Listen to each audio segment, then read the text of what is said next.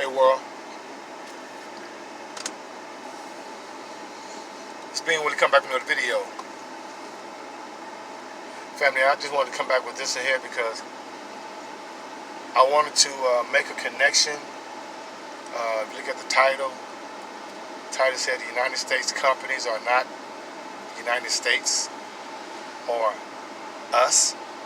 And what I mean by us is that these companies that has been a staple in the United States for consumers for years, and I'm talking to the point where, you know, these companies had loyal, generational customers.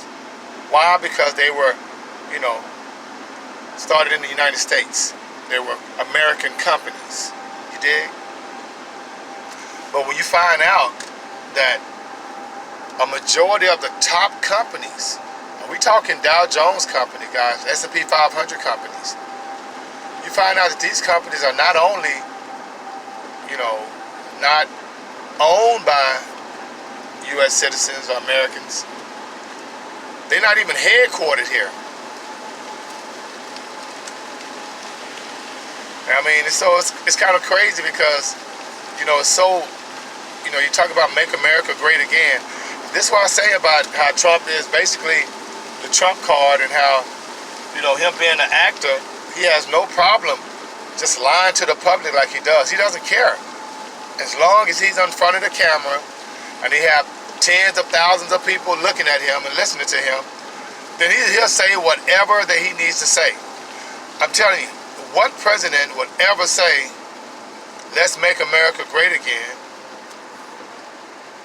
let's bring back, you know, these companies that are being, you know, shipped overseas. We want to bring these companies back to America, but don't tell you that the reason why a lot of these companies are overseas is because the United States no longer own the company, and so they take the company over back home. I mean, prime example, 7-Eleven. 7-Eleven, if you go to Japan, there's more 7-Elevens in Japan than there is in America. You know why? Because Japan owns 7-Eleven.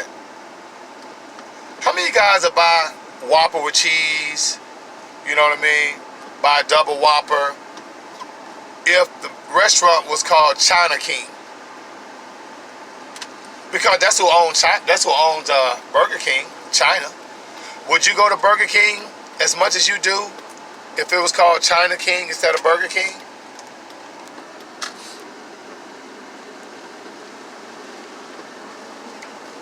Which I wouldn't. I mean, let's keep it real. I mean, this notion of make America great again, let's keep it 1,000, baby. There are over 8,500 store closures, prospective store closures here in the next 18 months.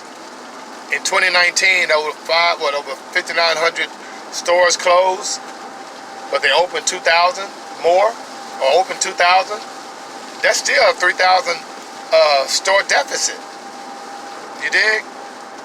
And so, like I say, GE, China. Okay?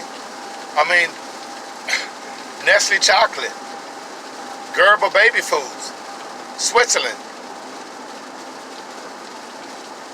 Vaseline, okay, Trader Joe's, Alka Selzer. I mean, we're talking about companies, family, that's been a staple in America for centuries, decades. And they still advertise them on the television as if they're still American companies. They have American actors and actresses in them lying to you, right? When all the profits are going overseas. All the profits are going overseas.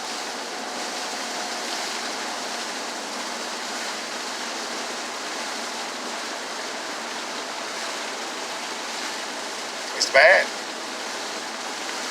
I mean, it's pretty bad. I mean, and so when you see or hear about all the store closures, when you hear about all the people being laid off, look at the companies, see who they actually are owned by.